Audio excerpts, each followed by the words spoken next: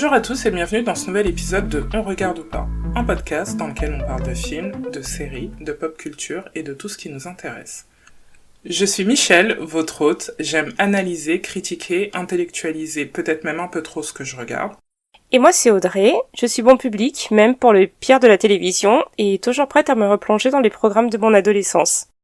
Aujourd'hui nous allons parler de Wicked. Ce film est sorti en décembre 2024 et a été réalisé par Jon M. Chu, qui est aussi connu pour Crazy Rich Asians et Sexy Dance. Il met en scène Ariana Grande dans le rôle de Glinda, The Good Witch, et Cynthia Erivo dans le rôle d'Elphaba. Il y a également au casting Jeff Goldblum, qui incarne le magicien d'Oz. Vous avez pu voir Jeff Goldblum dans pas mal de films depuis ces 40 dernières années, notamment Jurassic Park. Il y a Michelle Yeoh qui incarne le rôle de Madame Morrible, qui a connu pas mal de succès il y a 2 ans, je crois, avec Everything Everywhere All at Once. Et Jonathan Bailey dans le rôle de Fiyero, qui est connu pour Bridgerton. Pour faire un petit résumé du film, bien avant les événements du célèbre magicien d'Oz, le film Wicked retrace l'histoire d'amitié improbable entre Glinda, The Good Witch of the South, et Elphaba, The Wicked Witch of the West, bien avant qu'elle ne soit célèbre. L'histoire se déroule durant leur jeunesse à l'université de Shees, où les deux femmes passent de la rivalité à l'amitié, avant de faire la rencontre du magicien d'Oz, qui fera basculer le destin de chacune à tout jamais. Audrey, c'est toi qui m'as recommandé d'aller voir ce film, que je suppose tu as beaucoup apprécié. Est-ce que tu peux me dire quels sont les éléments dans l'histoire qui ont résonné avec toi ou qui t'ont plu ? Tout d'abord, on va faire un petit warning. On va complètement dévoiler l'intrigue. Il y aura tous les spoilers, donc si vous n'avez pas encore vu le film, il vaut mieux ne pas écouter le reste du podcast. Allez voir le film, ensuite venez écouter l'épisode. Hein. C'est mieux. Moi, j'adore les comédies musicales, de base. Et le film, c'est vrai qu'il y a eu beaucoup de publicité autour. Il y a, quand on montrait les bandes annonces et les images, ça avait l'air hyper impressionnant, hyper travaillé. On sentait qu'il y avait énormément de budget dans le film. Ils ont aussi mis beaucoup de stars dedans. Donc c'est vrai que j'avais particulièrement envie de le voir. Et j'ai pas été déçue, finalement, du résultat, que ce soit pour les images, l'histoire ou les chansons. Et les actrices aussi qui, je trouve, ont donné une performance qui était assez remarquable. Et d'ailleurs, le film a plusieurs nominations aux Oscars. Donc toi, tu l'as trouvé comment ? Bah écoute, je t'avouerais que moi au départ, les seules choses que j'ai vues et entendues à propos de ce film, c'est la tournée de presse des filles, et c'était davantage des moqueries, des trucs de mode avant de regarder comment elles sont perchées, elles sont cheloues et tout, machin. Et ensuite j'ai vu la durée du film et j'étais en mode flemme en fait, 2h40. Mais bon, ensuite tu m'as demandé de le regarder, donc je me suis dit il doit y avoir des choses derrière. Et au final, non, j'ai passé un bon moment. J'ai pas senti les 2h40 passer, ce qui m'a un peu surpris parce que je pensais vraiment que j'allais être en mode faites que ça s'arrête, mais ça a été. J'ai été un peu surprise parce que quand j'ai lancé le film, j'ai oublié que c'était une comédie musicale, donc quand ils sont mis à chanter, j'étais en mode what is happening ? Dès les premières secondes. Mais dès les premières, j'étais en mode what ? Mais au final, oui, c'était bien. J'ai trouvé que la performance, notamment au niveau chant de Ariana Grande, était extraordinaire. Au niveau de l'acting, je suis un peu plus mitigée parce que j'ai l'impression de l'avoir déjà vu interpréter ce genre de personnage quand je regardais C'est vrai qu'elle Victorious. joue souvent la fille un peu stupide. Donc, Et superficielle, ouais. Exactement, un peu stupide, un peu perché, un peu drôle, tout ça. Donc, j'ai pas été extrêmement impressionnée, mais ça allait. Enfin, elle a aussi porté le film. Cynthia Erivo aussi jouait bien. Enfin, j'ai pas vraiment de soucis au niveau de l'acting. Et le film était très coloré. Après, je pense qu'on en parlera plus tard, mais j'ai un peu du mal à comprendre le fonctionnement de l'univers. En termes d'histoire, j'ai pas senti les 2h40 passer, mais en même temps, il s'est pas passé grand-chose. Donc, c'est intéressant comme film, parce que, 2h40, c'est impressionnant, et en même temps, tu regardes le film et tu dis, ok. En termes d'histoire, voilà, quoi, on n'a pas tant de choses que ça à raconter. Ton résumé en 30 secondes résume totalement l'histoire, quoi. Après, peut-être que c'est l'adaptation qui fait ça. Il faut préciser que le film Wicked, c'est une adaptation de la comédie musicale de Broadway, qui est une adaptation d'un roman, certainement qu'ils ont retiré beaucoup d'éléments qui se trouvent dans les films, puisque c'est plus l'adaptation de la comédie musicale que du roman finalement, puisqu'ils ont repris les chansons, ils ont repris les personnages, ils ont repris la même histoire que celle qui est présentée à Broadway, donc ça doit jouer aussi sur le fait qu'il y a des éléments qui sont pas très logiques et très clairs, je trouve. Mais comme toi aussi, même parfois dans le comportement des personnages, il y a des petites choses qui sont pas particulièrement logiques.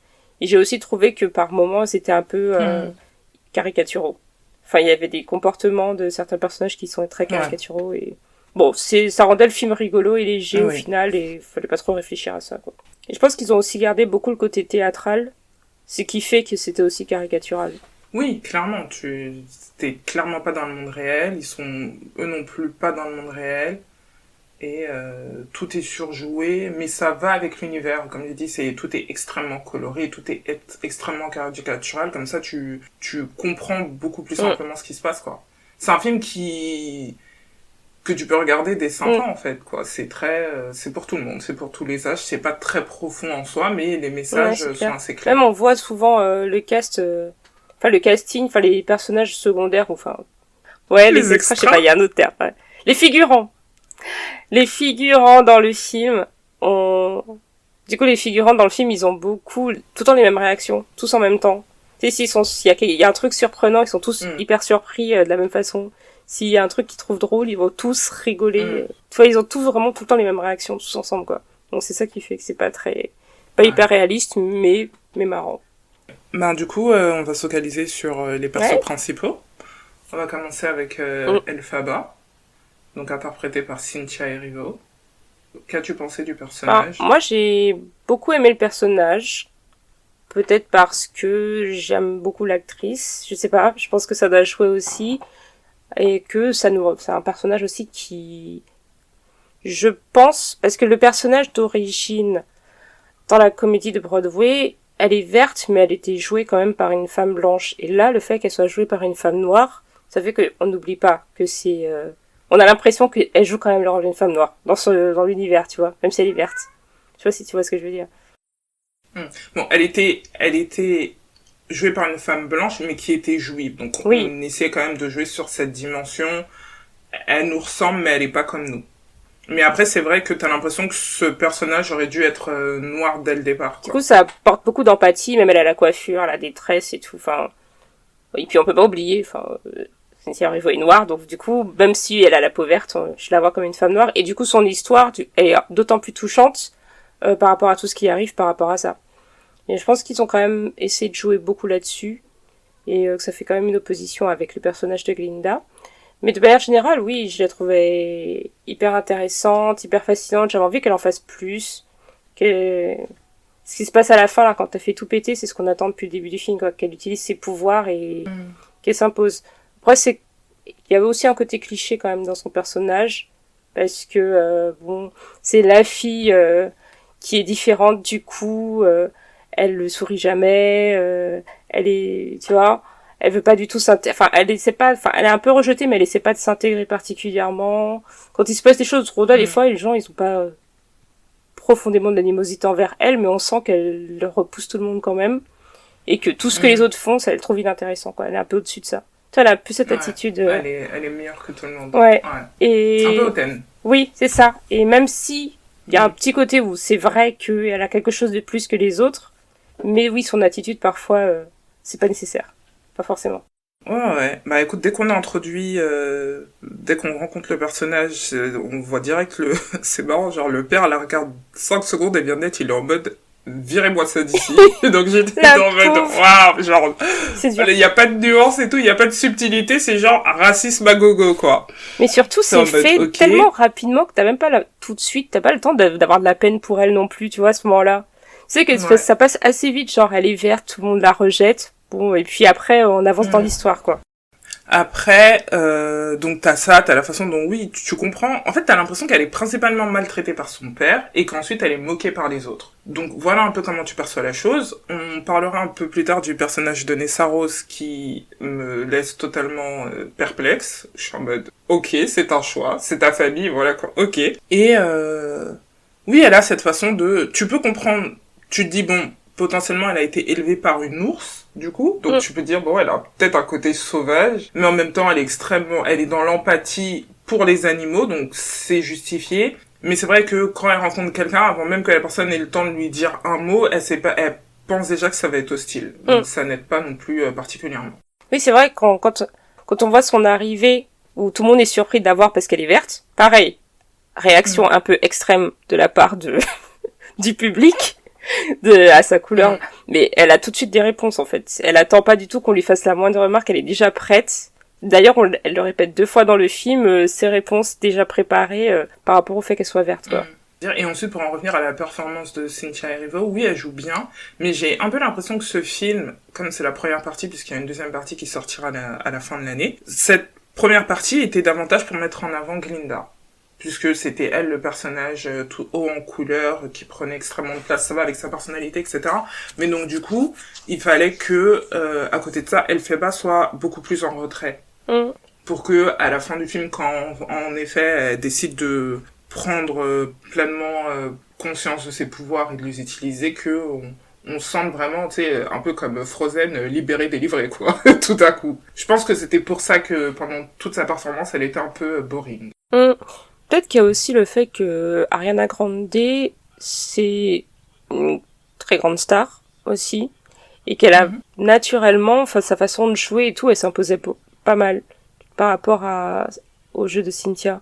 Mais je pense que ça va aussi avec le personnage. Ouais, tu penses? Parce que on en parlera plus tard, mais je sais pas si tu te souviens de la scène quand ils arrivent dans Emerald City, du coup, la cité d'Emerald, et il y a 2 femmes qui sont sur scène et qui leur font un résumé de l'histoire du Magicien d'Oz. Et en fait, ces 2 femmes-là qui chantent sont les actrices de la comédie musicale. Du cast original. Et on les voit, voilà, du cast original. Et on les voit en concurrence. Donc c'est, comment s'appelle-t-elle, que je dise pas de bêtises, Indina Menzel, si j'ai pas de bêtises. Voilà, Menzel, pardon. Et, Christine Chenoweth. Et du coup, c'est les 2 qui jouaient donc Elphaba et Glinda. Et elles ont ce truc de concurrence où, tu sais, chacune essaye d'avoir la plus haute note et elles se balancent les cheveux dans le visage. On les voit faire ça dans le film, etc. Donc tu sais que je pense que c'est peut-être une version un peu plus moderne de Glinda, mais même, tu vois, la chanson populaire, elle est prise de la comédie musicale, donc tu sais qu'elle a quand même ce truc de c'est moi la plus importante, regardez-moi tous, quoi. Et ça va avec le fait que ce soit une femme blanche, blonde, que tout le monde est en mode c'est la plus belle, c'est la meilleure, on veut tous l'aduler. Privilégiée de compagnie, parce qu'en plus, ils ont vraiment tout mis dans le cliché de la blonde riche, fille à papa, stupide, qui pense qu'à elle-même dans ce personnage. Ils ont tout mis. Elle est pas stupide. Elle s'habille en rose. Elle fait semblant d'être... Oui, mais elle fait semblant... Elle est pas stupide. C'est ça un peu qui est insidieux, c'est que elle arrive toujours à servir ses intérêts. Oui. Elle obtient toujours tout ce qu'elle veut, finalement. Exactement. Elle joue un peu sur le côté naïf, mais elle est très manipulatrice. Donc, stupide, je suis pas d'accord. Ben, du coup, on a aussi touché à Glinda là-dedans. Ce qui est surprenant, c'est que du coup, Glinda va à l'université parce qu'elle veut devenir une sorcière. En fait, peut-être qu'on en sera plus dans la partie 2, mais c'est une école où il y a des gens qui ont des pouvoirs, enfin, où du coup, Elphaba a des pouvoirs, Madame Morrible a des pouvoirs, personne d'autre ne semble avoir de pouvoir, en tout cas on les voit pas les utiliser, mais Glinda veut une baguette magique pour devenir une sorcière, mais elle a pas de pouvoir, donc pense-t-elle que c'est la baguette qui lui donne les pouvoirs, ou va-t-il se passer peut-être que la cérémonie de remise de diplôme, on les balance dans de la potion magique? En fait, je ne comprends pas vraiment comment fonctionne cet univers. Je n'ai aucune réponse par rapport à ça, c'est vrai. Ok, parce que du coup je me demande si la scène de début où du coup le premier perso qu'on voit c'est Glinda qui arrive et tout de sa bulle machin, est-ce que c'est de la magie ou est-ce que c'est de la technologie? Moi je pense que c'est de la technologie, qu'elle a jamais de pouvoir. En fait je pense que quelque part peut-être qu'ils font croire au peuple qu'il y a des sorcières avec des pouvoirs. Au final la seule personne qui a des pouvoirs c'est The Wicked Witch, tu vois, donc ils la diabolisent au max. Pour moi les autres n'ont aucun pouvoir, c'est juste, le pouvoir qu'ils ont du coup c'est le pouvoir politique, et la seule personne qui a des vrais pouvoirs magiques, c'est la méchante de l'histoire. Et on sait, parce qu'on a vu la première partie du film, que c'est pas vrai, qu'elle est pas méchante et qu'ils l'ont juste diabolisée parce que elle a pas voulu faire ce qu'ils voulaient. Et il y a un truc intéressant aussi avec son personnage, c'est le fait que, quand tu parlais de l'ours, qu'elle soit tellement dans la défense des opprimés, quoi. Puisqu'il y a aussi un élément important dans l'histoire, c'est que les animaux, qui sont des personnages humanisés, en fait, qui parlent, qui étudient, qui ont une vie normale comme les êtres humains, ils vivent de l'oppression parce qu'on commence à les rejeter, à leur enlever leur travail, à les enfermer, tout ça, et elle décide de les défendre. En fait, on peut même... Enfin, ils disent qu'ils ont aidé à fonder la société dans laquelle ils sont, et que Oz, du jour au lendemain, décide de créer un ennemi commun pour unir le peuple. Mais ce qui m'a trouvé trop bizarre dans le film, c'est quand ils expliquent pourquoi les animaux ont commencé à être rejetés par la société, c'est qu'ils disent, oui, il y a un moment, là, il y a eu la famine, et du coup, ils se sont retournés contre les animaux. J'ai cru que c'était parce qu'ils voulaient les manger. Mais moi, c'est ce que j'ai compris, hein. Moi, j'ai compris qu'à un moment, genre, le monsieur, il sort de chez lui, il regarde son voisin qui est une vache, il est en mode, il faut que je mange. C'est ce que j'ai compris. Est-ce qu'à Oz, ils sont végétariens ou quoi? Comment ça se passe? Si les animaux parlent. C'est une très bonne question. Si les animaux parlent, comment se nourrit-on? C'est une très bonne question. Oh my god. Mais ouais, c'est vrai qu'on sait même pas. Ouais, c'est ce que je dis où t'as du mal avec parfois l'univers où tu te dis que fait-on, que voit-on, que se passe-t-il. Ok, on peut parler de Fiyero. As-tu des choses à dire sur ce perso, qui est du coup le love interest? Oui, pourquoi? On ne sait pas, parce qu'il est beau. Après, il a un petit côté rebelle, parce que il est quand même... il fait comme Glinda. Il fait semblant d'être un peu stupide, mais il y a toute une chanson dans laquelle il explique que c'est mieux d'être passif, de pas trop réfléchir, de pas trop se prendre la tête et de s'amuser. Et on dirait qu'il essaie vraiment de vivre avec ce principe pour pas voir les problèmes qu'il y a autour de lui. Mais finalement, il est quasiment autant impliqué qu'Elphaba dans la protection des autres. Enfin, c'est lui qui va faire des actions pour pouvoir défendre et protéger le lionceau, tu vois. Et on sent que il a aussi de l'empathie pour les animaux. Et j'ai l'impression qu'il est pote avec son cheval. Voilà. Et comme il a un ami cheval, du coup, il est pas raciste, tu vois. D'ailleurs, son cheval, il parle ou pas? Si, quand on rencontre pour la première fois, son ami cheval se fout de sa gueule. Ouais.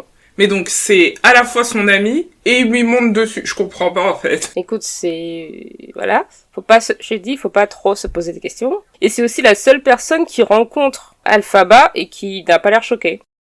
Oui, c'est vrai. Et tu sais qui a joué ce rôle à un moment dans la comédie musicale? Taye Diggs. Exactement! Oui, j'ai entendu ça parce que je sais pas s'il était fiancé ou marié à Idina Menzel.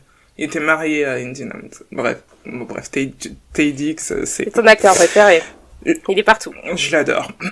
Je l'adore. Enfin, si, un peu à voir avec Fiyero quand même. Mais la scène où le bouc, leur professeur, ils sont en classe et la police vient et l'attrape par les cordes et personne ne fait rien, j'étais là, waouh. Tout le temps dans le film. J'étais là, waouh. Mais vraiment, les personnages, déjà les personnages principaux, on va vite faire la réaction, mais de manière générale, tous les autres personnages du film, les figurants là, ils ont jamais de réaction. En fait, c'est vraiment des figurants. Ils sont au fond, ils sont là pour avoir des réactions générales, unanimes, et c'est tout. Ils s'en fichent complètement de tout ce qui se passe. On leur dit, Glinda est jolie, elle est gentille, on aime Glinda. Donc ils aiment Glinda. L'autre, elle est méchante, faut se moquer d'elle, ils se moquent d'elle, et c'est tout. En fait, ils n'ont pas leur propre... ils n'ont pas d'individualité, quoi. Ils sortent pas du lot, et même les deux personnages qui sont les besties, là, de Glinda, eux, c'est pareil. Eux, c'est les seuls qui ont un petit peu de dialogue, en dehors des acteurs principaux, et ils montrent pas non plus qu'ils sont... Je pense que c'est un peu représentatif de la société, quoi, qui est hyper passive, qui réagit pas et qui laisse les choses se faire. Ouais. Madame Horrible, donc interprétée par Michelle Yeoh. Dès qu'elle est arrivée, j'étais en mode... dès que j'ai vu, j'étais en mode... Elle m'inspire pas confiance, cette dame. Ce qui était drôle, c'est que tu la voyais, du coup, être fascinée par Elphaba et limite dégoûtée par Glinda. Et donc déjà, tu dis... genre, tu peux pas avoir du dégoût, du mépris pour un élève. Genre, quel genre de professeur es-tu, quoi? Elle est hyper méchante avec Glinda, je trouve. Vraiment. Ouais. Elle est en mode... Tu n'es rien du tout, tu ne seras jamais rien, arrête de me parler. Les limites comme ça, quoi. C'est clair, elle la déteste et on sait vraiment pas pourquoi. Il y a pas de justification. Ben si, c'est que elle est en mode, tu me fais perdre mon temps. Moi, c'est elle que je veux et tu me gênes. Oui, mais elle est pas obligée d'être aussi hostile avec elle, tu vois. C'est vrai. Tu sais, vraiment, des fois, j'ai trouvé qu'elle avait une direction un peu excessive avec Glinda. Peut-être qu'elle a l'habitude de meufs blanches comme ça qui se croient tout permis et elle est en mode, c'est bon, en fait, j'ai ma dose. Je sais pas, mais c'est drôle. Tout ça pour au final... en fait, tout ce qui l'intéresse... Je pense que Glinda et elle, elles sont un peu pareilles parce que ce qui l'intéresse finalement, c'est le pouvoir. Donc, la seule personne qui l'intéresse vraiment, c'est Elphaba. Bon, qui l'intéresse, entre guillemets, puisque... Dès le début, en fait, on s'en rend pas compte, mais Elphaba, elle rentre dans un piège puisqu'ils veulent juste utiliser son pouvoir. Mais Glinda aussi, elle est comme ça. Tout ce qui l'intéresse, quelque part, c'est aussi le pouvoir. Donc les deux, elles sont un peu pareilles. Donc tous les autres, ça l'intéresse pas. Elle a le mépris le plus total pour Glinda et bon les autres... Parce qu'elle fait même pas de cours. Elle a dit, moi, je fais cours que s'il y a quelqu'un d'intéressant. S'il y a personne d'intéressant, je fais pas de cours. Voilà, c'est ça le prof. Je fais cours que pour les gens que je trouve intéressants. Et je me montre intéressante en faisant hop hop hop de ma main et je fais des nuages. Je fais partir des nuages et je suis du côté du magicien d'Oz et c'est tout. Et à la fin, malgré tout le mépris qu'elle avait eu pour Glinda, finalement ça devient son allié. Donc c'est quand ça l'arrange quoi. Ce qui est étrange, c'est que pendant toutes les sessions en fait tu te dis, déjà c'est une très mauvaise prof et tu te dis, elle aurait pu... En fait, ils ont envoyé Elphaba dans Emerald City, sans la prévenir, sans la préparer, tu sais, ils auraient pu préparer le lavage de cerveau. Tu lui balances pas ça d'un coup en mode en fait on te manipule depuis le début, on a besoin de toi pour lire le livre et tout, pour utiliser ta magie, tout ça. Ils auraient pu préparer le coup en fait. Est-ce qu'on voit que Glinda, elle accepte parce que ils sont dans un truc où dès qu'une figure d'autorité leur dit de faire un truc, ils le font. Ils ont pas d'esprit de rébellion. Tu peux comprendre que Elphaba en est un, puisque elle a toujours été traitée comme étant à part, donc elle peut voir les choses différemment. Mais je trouve que c'est pas assez travaillé. Et donc, que c'est pas surprenant que quand Elphaba, elle arrive et elle récite le sort et qu'elle transforme tous les singes et qu'évidemment c'est traumatisant, qu'elles sont en mode, vous êtes des grands malades, je m'en vais. Tu sais, c'est vraiment pas surprenant, en fait. Mais que eux soient surpris, qu'ils sont en mode, non, fais ce qu'on te dit, t'as envie de leur dire, dans quel monde vivez-vous, en fait? Et surtout, c'est pas bien amené comment ils estiment que elle a suffisamment de pouvoir pour pouvoir... Tu vois, parce que les petits exercices qu'on la voit faire, c'est genre soulever une pièce. Bon, c'est hyper inintéressant. On voit qu'elle a des explosions de colère, du coup, que ça fait tout casser, mais enfin, t'as raison. Pourquoi il l'a préparé à quoi, au final? C'était juste pour passer le temps qu'il la faisait faire des exercices, parce que si c'était juste, elle avait vu qu'il avait des pouvoirs au début, elle aurait pu l'envoyer directement voir le magicien d'Oz. Et ils auraient vu ce qui se passe. Parce que y a pas eu de préparation, y a pas eu d'entraînement, c'est pas comme si elle avait appris à jeter des sorts ou quoi que ce soit, elle a rien fait du tout. On sait pas ce qu'elle a fait vraiment de magique pendant ses cours, quoi. On la voit juste qui se promène à chaque fois avec la dame et qui discute, et puis Glinda est jalouse. Ils savent qu'elle est spéciale parce qu'elle est plus puissante que tous les autres, puisqu'on voit personne d'autre faire de tour de magie. Tu vois. Donc, il y a ça. Mais après, pareil, oui, du coup, on arrive au magicien d'Oz. Quel est son... Enfin, on peut quand même parler de Madame Morrible parce que elle représente ces femmes qui ont du pouvoir et qui s'associent avec des personnes influentes pour que les choses ne changent pas, pour laisser en place ce système.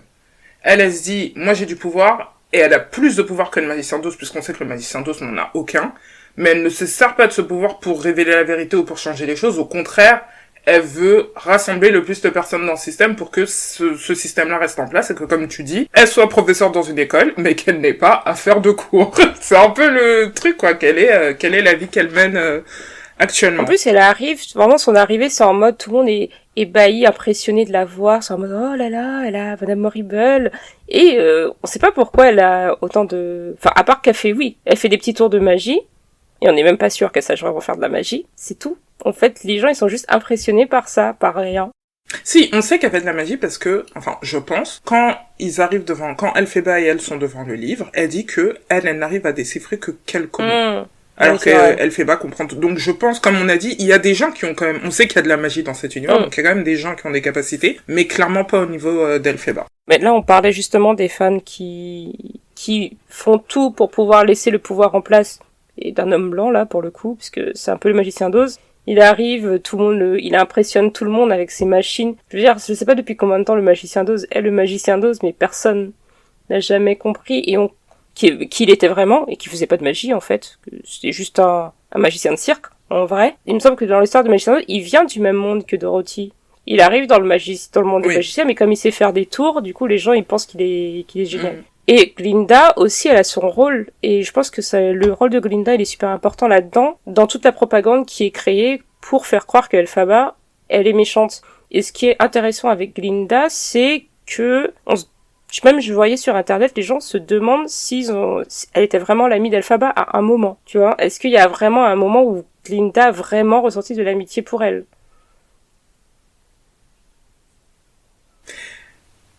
Je pense que c'était une amitié, mais comment dire, une amitié dans le sens où ça lui servait à quelque chose. C'est-à-dire le moment où elle décide de devenir amie avec Elphaba, c'est quand elle découvre que Elphaba a réussi à la faire entrer dans le cours de Madame Moribel. Et on se rend compte que Elphaba, elle a utilisé le tout petit pouvoir qu'elle avait pour pouvoir aider Glinda, alors que Glinda était une peste avec elle jusqu'au bout. Même quand elle croit que Glinda était gentille avec elle, en fait Glinda était méchante avec elle. Et là, ça lui a fait un petit pincement au cœur de 3 secondes, quoi. À partir du moment où elle a vu que Elphaba pouvait lui servir et que elle avait plus à gagner en devenant son amie qu'en restant son ennemie. Et après, il y avait aussi tout ce principe de jalousie. Je pense qu'elle avait jamais été autant jalouse d'une personne de sa vie. Et d'autant plus qu'elle se dise, cette meuf bizarre que personne n'aime, comment ça se fait que c'est mon ennemi juré, quoi. Donc il y avait ça. Il y a Fiyero aussi. Parce qu'elle voit qu'il s'intéresse à elle et qu'il s'intéresse à la justice. Du coup, on dirait que Glinda se dit, je vais faire semblant aussi de m'intéresser aux pauvres gens et à la pauvre Elphaba, et au sujet qui l'intéresse, donc de la défense des animaux, parce que ça attire l'attention de Fiyero. Je suis pas sûr. Là, je pense que les gens vont un peu loin et qu'ils placent l'homme blanc un peu trop au centre. Parce que j'ai pas l'impression que Glinda soit au courant qu'il y a un vrai truc, parce qu'elle est tellement égocentrique, et que même si elle est devenue amie avec Elphaba, elle la voit pas comme son égale.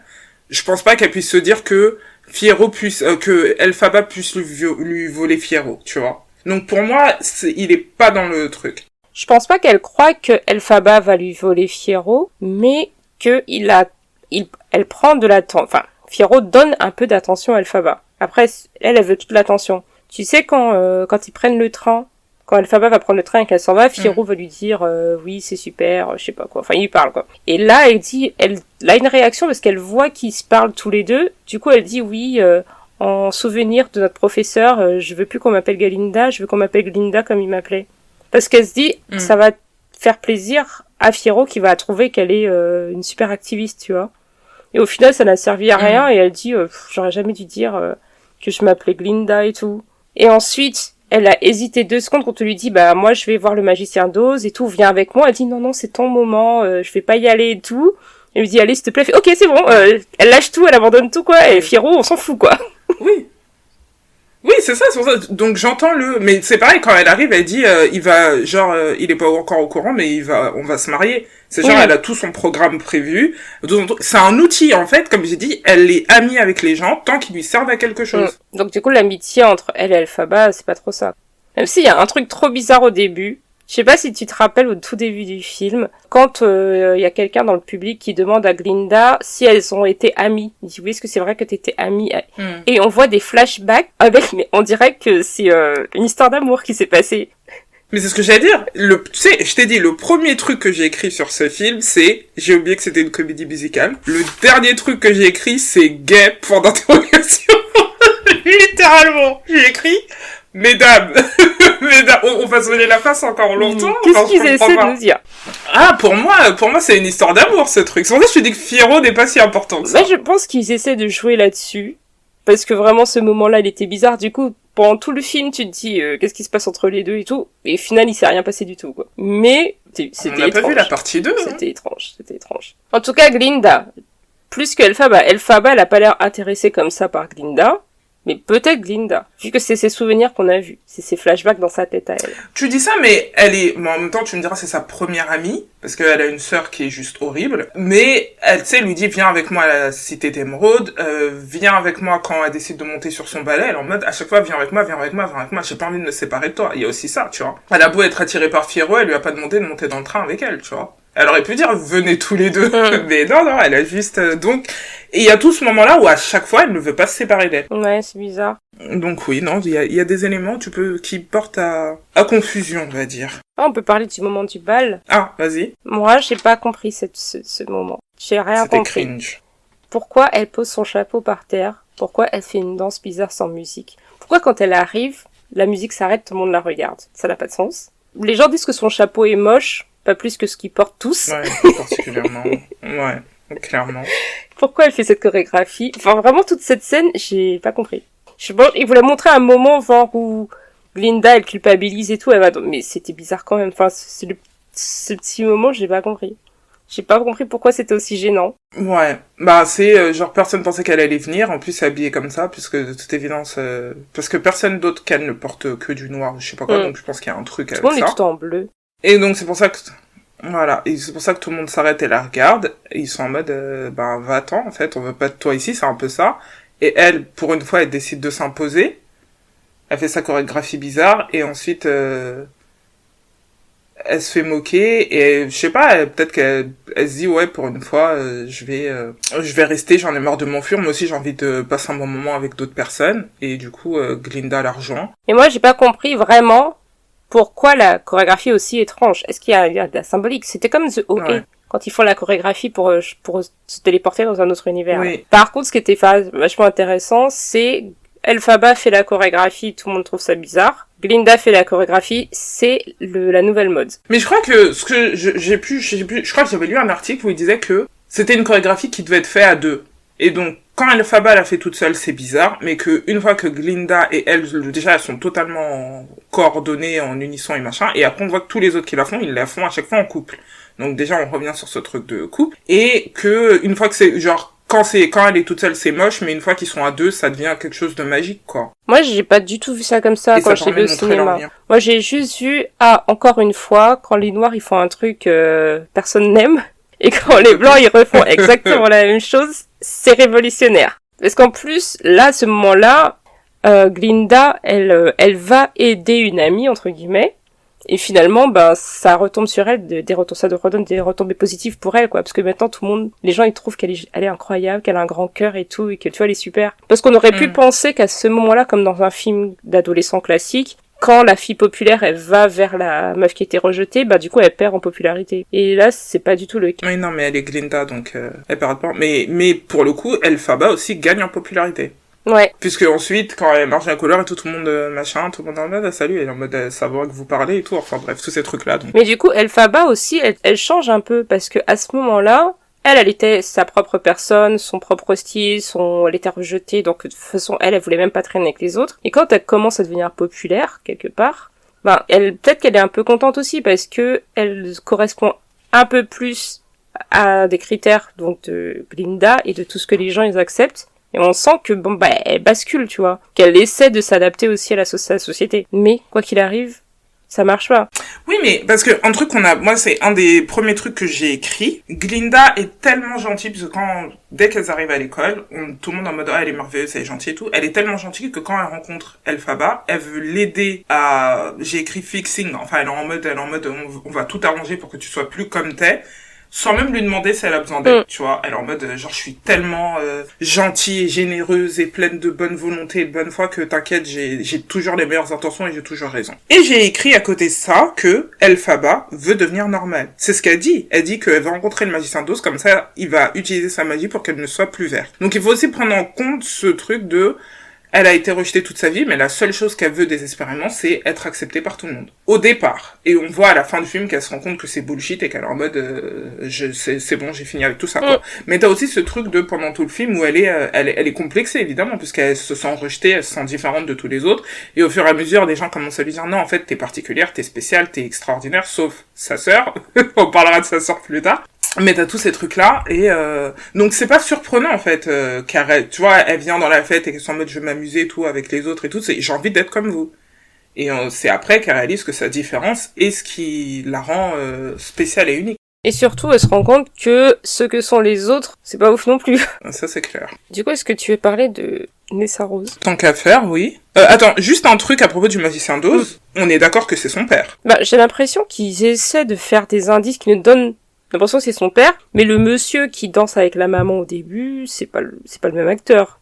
Donc, et puis surtout, Enfin... Moi, j'ai l'impression que l'acteur qui joue son père au début du film, avec la mère, que c'est un homme noir, et donc que ça justifie qu'en fait elle est juste noire, alors que le magicien d'Oz il est blanc.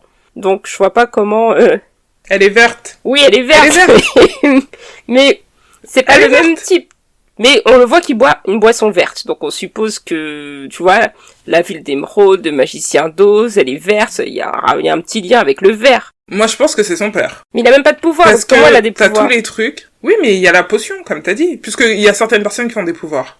Moi, j'ai l'impression que tout le truc avec Elphaba, c'est pour ça que je suis surprise qu'il l'ait aussi mal préparé, c'est qu'il l'attendait. C'est-à-dire, j'ai fait en sorte que t'existes, t'es crié, j'ai fait en sorte que t'aies des pouvoirs et tout.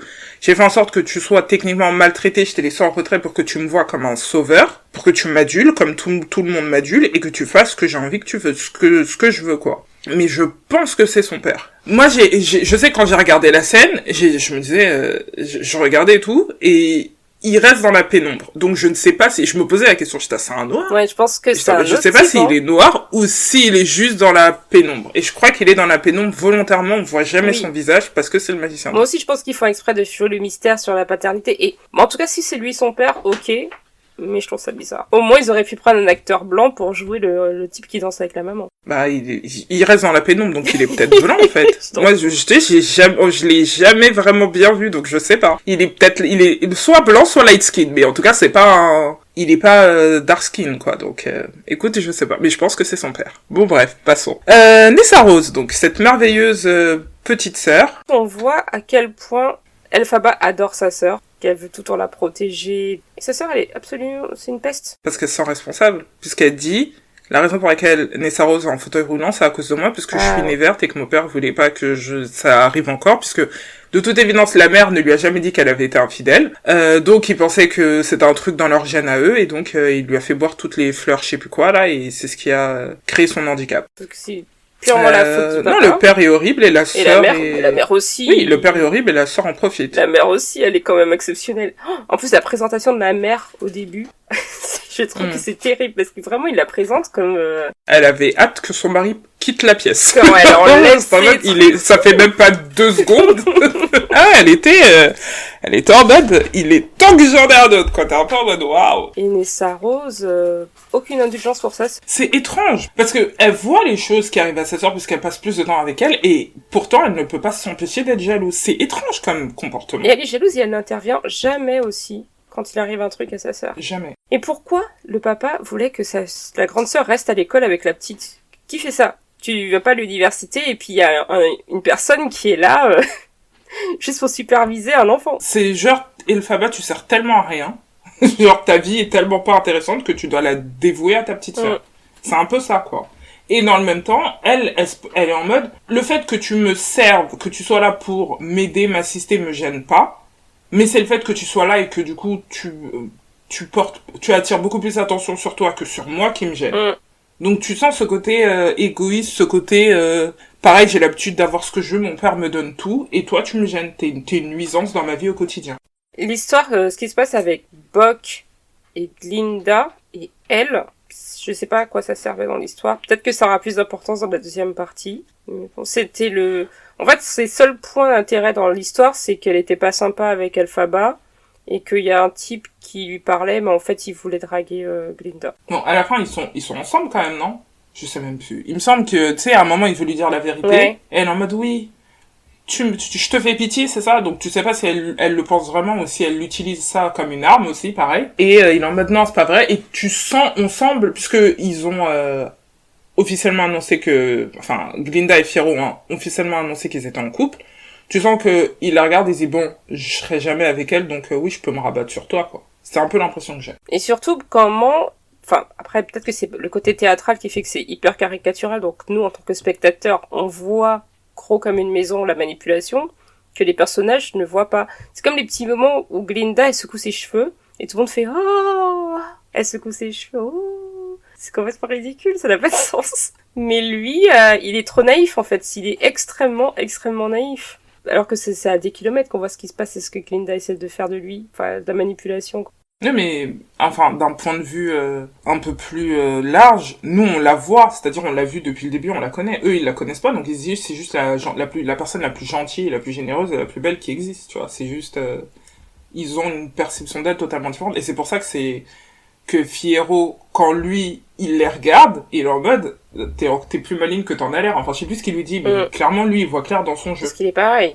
Et pourtant, même avec ça, il se met avec elle. Donc, tu comprends aussi les trucs de... c'est logique.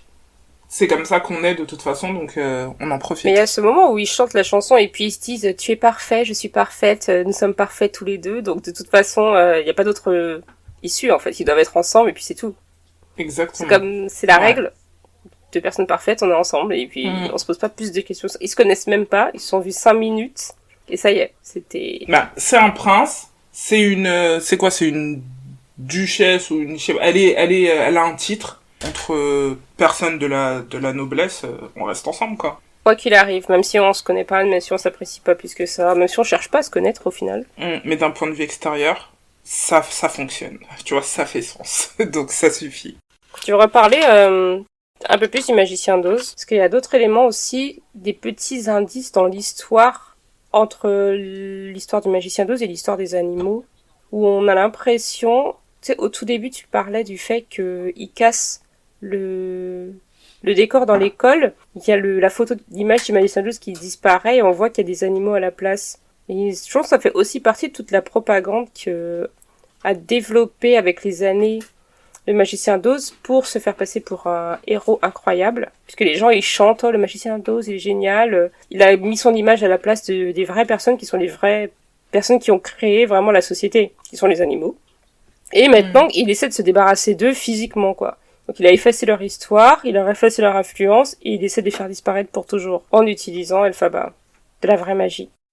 Ouais, je pense que... Je sais pas si les gens commençaient à se poser des questions. En fait, c'est un moyen pour lui de consolider son pouvoir. C'est-à-dire que si ils se détruisent entre eux, ils ont pas le temps de se focaliser sur lui et de réaliser que c'est un imposteur. Et surtout, il y a aussi ce système-là. Les animaux, surtout les érudits, qui connaissent l'histoire, ils ont trop la possibilité de révéler la vérité. Donc c'est pour ça qu'il essaie de les faire disparaître. Mais il y a un autre élément aussi que je comprenais pas, c'est que j'ai l'impression que les animaux qui étaient intelligents, ils redevenaient des animaux. Oui. Et ça, c'est pas expliqué. C'est pas expliqué, mais une nouvelle fois, je pense que c'est comme avec la potion qui a rendu... Il y a de la magie aussi dans l'air. Et du coup, ça perd... Parce qu'il a un système en place. Il est pas resté au pouvoir comme ça sans rien faire. Donc là, on l'a vu avec Madame Moribel. Peut-être qu'il a d'autres sorciers ou sorcières. Parce que pareil, quand Elphaba et Glinda arrivent dans le palais du Magicien d'Oz, on voit les singes. Même Glinda fait coucou et tu vois qu'ils sont pas contents d'être là. Et ensuite, quand le Magicien d'Oz leur dit d'aller récupérer Elphaba, il leur dit si vous voulez revoir vos familles, etc. Donc, il a eu un moyen, puisque les singes sont des guerriers, il a quand même eu un moyen de réussir à les capturer, à les contrôler. Donc, il a quand même des systèmes en place qui font qu'il a pu maintenir son pouvoir aussi longtemps. C'est un personnage intéressant. Oui. Faudra voir comment, du coup, dans la deuxième partie, il continue d'utiliser son pouvoir et de manipuler les gens, et les gens continuent de le croire. Et en plus, il est hyper réactif parce qu'il utilise très rapidement, du coup, le fait que les singes, ils aient des ailes. Du coup, il leur dit, mais oui, c'est elle la méchante. Alors que bon, elle a pas fait exprès, elle savait pas ce qui allait se passer. Même le singe qui était là, il a vu ce qui s'est passé, je trouve qu'il abuse. Il aurait pu dire quelque chose. Mais à la fin du film, ils partent avec elle. Mais ils partent à sa poursuite. Mais après, le truc, c'est que quand on a vu le Magicien d'Oz, tu sais que ce sont ses alliés à elle. À quel moment... Oui, il me semble qu'à la fin du film, ils partent avec elle. Moi, j'ai pas l'impression Peut-être que justement, lui, il est venu et qu'il leur a dit... Bon, les gars, en fait... Les gars, on est en train de se faire avoir. Voilà, tu vois, on est en train de se faire avoir. Moi, je pense pas que la fin du film, ils partent avec elle, genre, ils sont ses alliés. Moi, je pense qu'ils partent à sa poursuite. Moi, j'aimerais bien voir à quel moment ils changent de camp. Ok, bah, peut-être dans la partie 2, mais j'ai l'impression qu'ils partent avec elle. Ouais, peut-être. J'ai écrit le Magicien d'Oz, ils en parlent comme si c'était... est-ce que c'est leur dieu? Genre, ils en parlaient tellement d'une façon extrême et genre incroyable au début du film que j'étais là, je comprends pas si c'est votre dieu, qu'est-ce qui se passe en fait. Vraiment. Après, on a l'impression que les gens, surtout ceux qui vivent parce que t'as l'impression que partout c'est la campagne, sauf du coup la ville d'Émeraude, on a l'impression que c'est un peu le centre-ville, la technologie, il y a beaucoup de couleurs, il y a beaucoup de monde, tu vois, des grands bâtiments et tout. Et les gens, ils ont l'air hyper heureux, tu vois. On dirait qu'ils sont sous drogue, tout le monde est hyper heureux, le magicien d'Oz, il est génial, tout va bien. Alors qu'à l'extérieur, on sait qu'il se passe des trucs horribles, puisque les animaux, ils en parlent. Et on sait que qu'il y a eu, par le passé, enfin, peut-être que c'est le magicien d'Oz qui les a sauvés, entre guillemets. Ce qui s'est passé, parce qu'il y avait l'histoire de la sécheresse, là. En plus, je crois qu'elle a une vision au début, Elphaba, là. De la sécheresse aussi. Tu sais, quand elle fait sa petite chanson au début, elle sort de l'école et elle voit le début du film en flou. Que les gens, elle dit oui, il y aura un jour, on va chanter mon nom, mais elle sait pas pourquoi. La pauvre. Elle a des visions, elle se pose aucune question. Elle est en mode, ouais, j'ai vu ça et tout, mais c'est normal, on passe à autre chose. Même ça, tu vois, t'as envie de le dire. Elle est censée avoir une professeure avec qui en parler, elle en parle pas. Enfin, c'est tellement bizarre. Et un truc que j'ai remarqué aussi, c'est que quand elle arrive à Emerald City, personne n'a peur d'elle. C'est un truc que j'écris, personne n'est en panique, là. La dame verte a débarqué, personne dit rien. Je pense que c'est un petit plot hole. Enfin, ils le remarquent, mais ils s'en fichent, quoi. Mais peut-être qu'ils l'attendent aussi, peut-être qu'ils savaient qu'elle arrivait. Oui, je pense que le magicien d'Oz les a prévenus. Mais après, on voit aussi que... Parce que quand elle arrive, ils disent qu'ils l'attendaient aussi dans le singe. Enfin, je sais plus, il y a un garde qui lui dit qu'elle était attendue. Donc peut-être que les gens, ils arrivent, tu sais, ils lui font une petite chanson d'accueil. Peut-être que le train, il vient pas souvent. Et que quand le train, il vient, il y a quelqu'un d'important. Du coup, même si elle est verte, c'est pas grave. Et puis ils aiment bien le vert. Du coup. Mais ça peut aussi vouloir dire qu'ils contrôlent les entrées et sorties dans sa ville. Parce que quand elle reçoit l'invitation, il y a écrit nominative. Ça veut dire que c'est pas... Bon, en même temps, Glinda va rentrer et on dit rien. Mais ça veut dire que... il y a personne d'autre dans le train avec eux, donc ça veut dire qu'ils contrôlent qui rentre, qui sort, comment ça fonctionne. Ce qui est aussi marrant dans le film, je sais pas si t'as remarqué, mais la tenue emblématique du coup de la sorcière, avec son chapeau et sa grande cape, c'est Glinda qui les donne à Elphaba. Elle lui donne le chapeau, je sais pas pourquoi elle le garde, mais elle garde le chapeau, et elle lui donne la cape aussi, et le balai même. Enfin, elle lui donne tout. Tous les éléments qui vont être utilisés contre... Ah non, c'est elle qui prend le balai.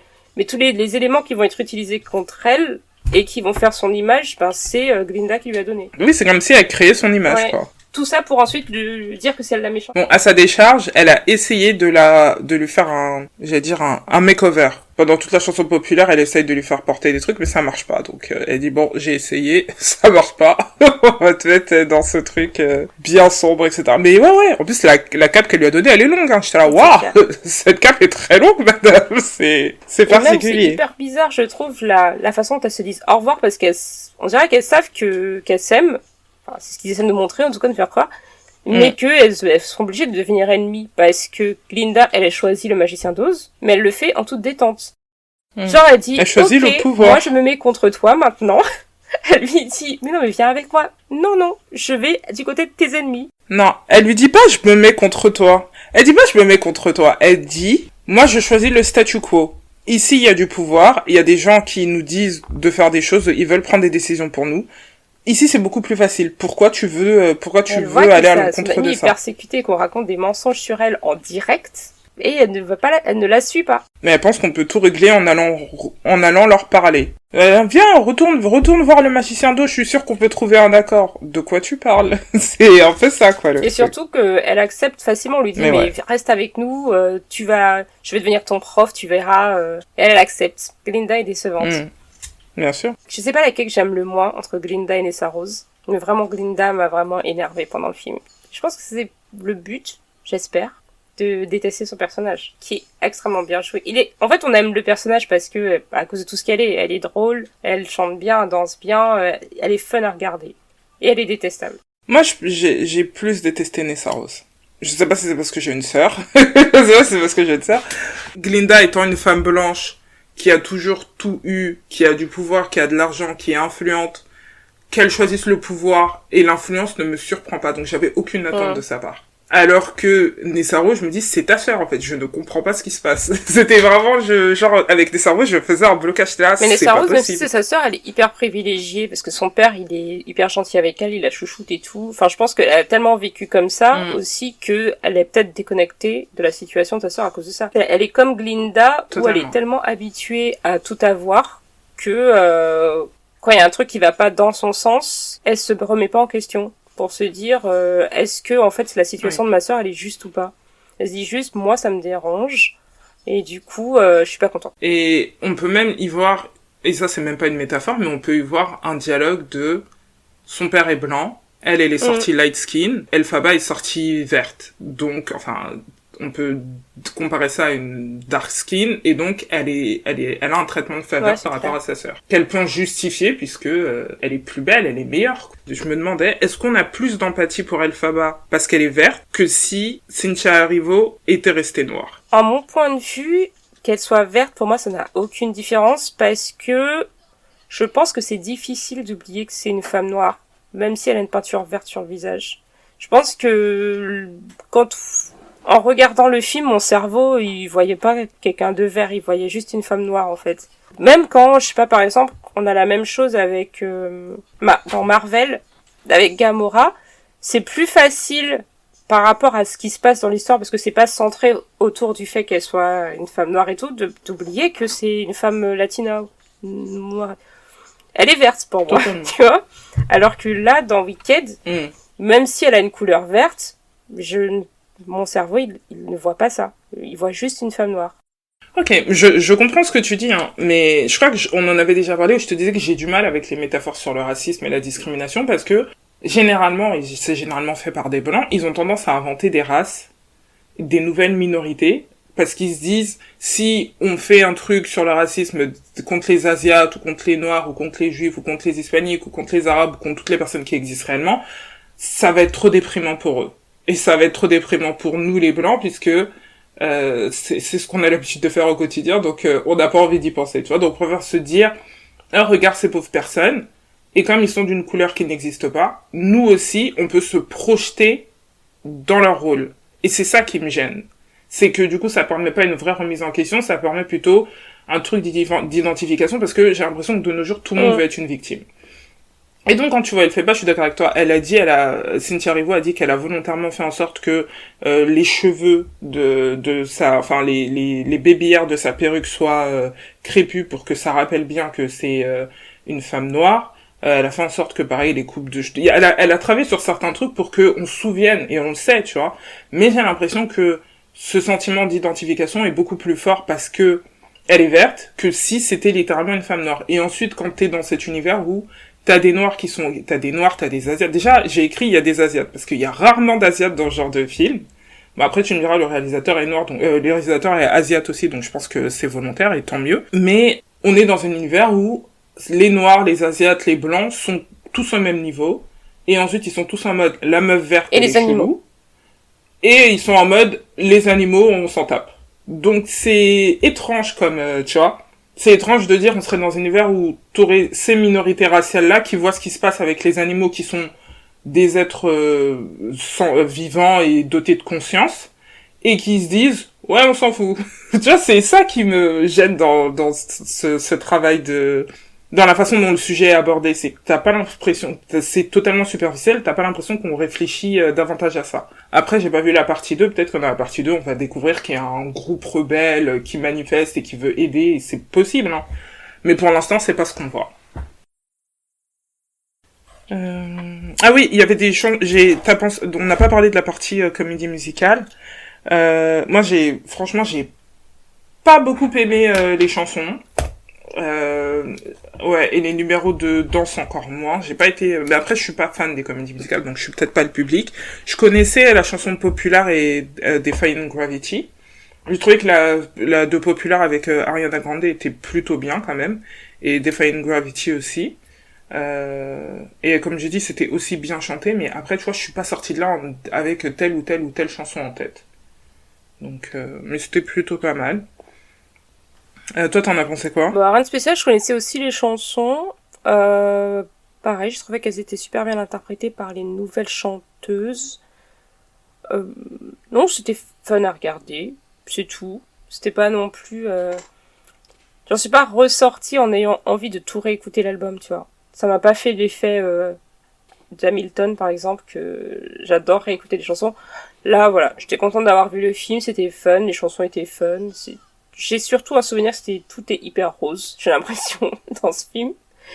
Et non, mais les chorégraphies, elles étaient... Non, c'était cool, c'était rigolo. C'était amusant. Est-ce que t'as trouvé le film drôle? J'ai trouvé qu'il y avait des moments marrants, mais surtout autour de Glinda. C'était elle qui faisait des trucs drôles.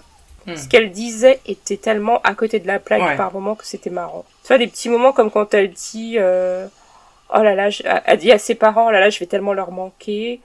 Ou, tu vois, elle est tellement égocentrique. Tu vois, ces petites phrases-là, j'ai trouvé que c'était marrant. Ok, bah oui, donc note. Ben, moi, je donne une bonne note. Je dirais un bon 8 sur 10, quand même. Il y a des petits moments faut pas trop réfléchir au plot hole, quoi, du film. Mais en général, je trouvais qu'il était hyper fun à regarder. J'ai passé un très bon moment. Pareil, comme toi, j'ai pas fait les 2h40 passées. J'ai hâte de voir la suite. Et je suis très contente que dans le rôle d'Elphaba, ils aient choisi une actrice noire. Je trouvais que c'était un moment quand même important. Et j'espère qu'ils auront un petit Oscar de n'importe quoi, mais au moins un. Et ce serait bien que Cynthia qu'elle ait quand même des récompenses. Ce serait juste pour l'histoire. Elle a pas déjà un Oscar? Je crois qu'elle en a un. Un Oscar, je crois pas. Ah non, elle a été nominée pour 3 Oscars. Ok. Ouais. Ok, je sais pas, moi j'hésite entre 6,5 et 7. Parce que comme je dis, j'ai pas passé un mauvais moment, mais après c'était pas non plus extraordinaire. Donc et oui, et j'attends, en fait je pense que j'attends la fin de la partie 2 pour avoir une vision plus aboutie de l'œuvre en elle-même. Et maintenant que tu me dis que il y a 12 livres autour du Magicien d'Oz, je pense que ils peuvent le transformer en Marvel et en faire 12 films.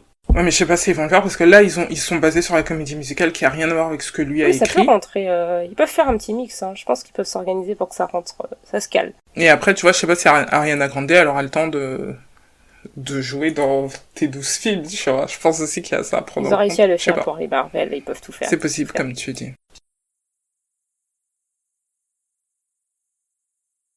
C'est tout pour cet épisode de On regarde ou pas. Merci de nous avoir écoutés jusqu'au bout. N'hésitez pas à nous faire savoir ce que vous en avez pensé. Est-ce que ça valait le coup qu'on regarde Wicked ou pas? À très bientôt. Bye bye.